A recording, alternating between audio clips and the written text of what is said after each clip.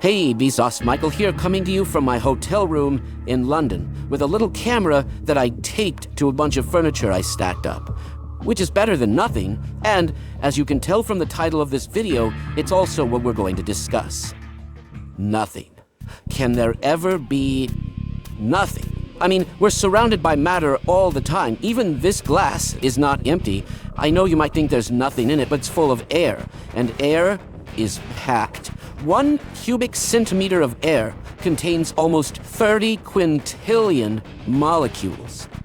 But if I remove the air from this glass, I can create what is known as a vacuum, an awesome word that uses a double U, but not a W. The challenge, however, is removing all of the air. To this day, the best scientists have been able to do is to create what they call an ultra-high vacuum. At this point, 1 cubic centimeter of space contains not 30 quintillion molecules, but a mere and amazing 100. To put that in perspective, a vacuum cleaner like you use at home hardly changes the thinness of the air at all. In fact, if you use a vacuum cleaner at sea level, the vacuum created inside the operational part of the machine only has the thinness of air found in Denver, Colorado. If you want thinner air, if you want even fewer particles per cubic centimeter, you're going to have to leave Earth. But before we go too far, let's talk about high-altitude flying. When you're in an airplane 30,000 feet high, the outside air is very thin and dangerous, so by law, the airplane must keep the inside of that commercial aircraft pressurized so that it only feels like you're no more than 8,000 feet high. The reason it's dangerous is that when air gets that thin, there's not enough oxygen for your brain. This man is about to remove his mask temporarily and with supervision in the actual thinness of the air around him. Within less than a minute, he suffers from hypoxia, a lack of oxygen.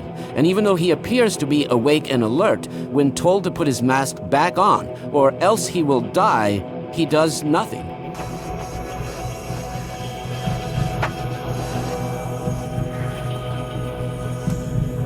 But a lack of oxygen, a lack of air, a lack of matter can get even more dangerous when you go above 60,000 feet, about 19,000 meters above the surface of the Earth. This limit is known as Armstrong's limit. We all know that the boiling point of water decreases as your altitude increases. And at Armstrong's limit, the boiling point for your own blood drops all the way down to the temperature of your own body. If you reach that altitude without wearing a special suit, bubbles will form inside your blood, and your body will inflate to twice its normal size. But because your internal organs and your skin are flexible, you won't explode. So let's talk about outgassing. Outgassing is why it's so difficult for us to reach an ultra-high vacuum. If you remove so much air from this glass that there's fewer than 100 particles per cubic centimeter, the glass itself, or whatever material your chamber is made out of, will start to lose its own trapped gases. But materials don't need to be inside partial vacuums to outgas. It happens all the time and is especially noticeable in confined spaces. For instance, a car. All of the adhesives and chemicals used to make that car will outgas and collect inside, creating what we know as the new car smell. All right, time to leave Earth for good. Let's go into the space between planets. Now remember that in a laboratory, the best vacuum we've been able to create is about 100 particles per cubic centimeter.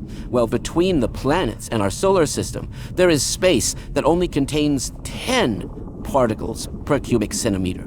And if you leave our solar system into interstellar space, you're only going to find about 1 particle per cubic centimeter. The real winner, though, is intergalactic space. Leave the Milky Way altogether, and you can find regions where there's only 1 or 2 particles per cubic meter.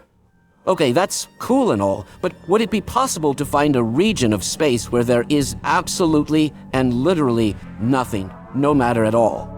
Well, according to quantum mechanics, no. First of all, you've got gravitational and electromagnetic fields that extend forever because the particles that cause those fields to happen have no mass whatsoever. And this is what's really mind-blowing. There's a thing known as virtual particles that's happening all the time, even around us right now where there's no vacuum. These virtual particles come into existence and then disappear. And we believe they exist for a couple of reasons. One big reason is the fact that our universe continues to expand, even though that shouldn't necessarily happen. Where are we getting that extra force that pushes it, that causes it to keep expanding? Well, these particles that pop into existence and disappear may be the answer. Even crazier is an effect we've observed known as the Casimir force. If you put two pieces of metal nanometers apart inside a vacuum, they will be pushed together. One of the most popular theories for why this happens is that these virtual particles popping into space and then disappearing are actually reflecting off of the metal. But because the plates are so close together, particles with wavelengths longer than that gap don't get reflected, so there's more virtual particles pushing on the outside than the inside, and the metal plates contact. I know these concepts have gotten pretty crazy, but rest assured that really all it means is that whenever you feel down and feel like nothing matters, you're scientifically incorrect. Nothing matters. There can't be nothing. There's always matter. There's always something. And as always, thanks for watching.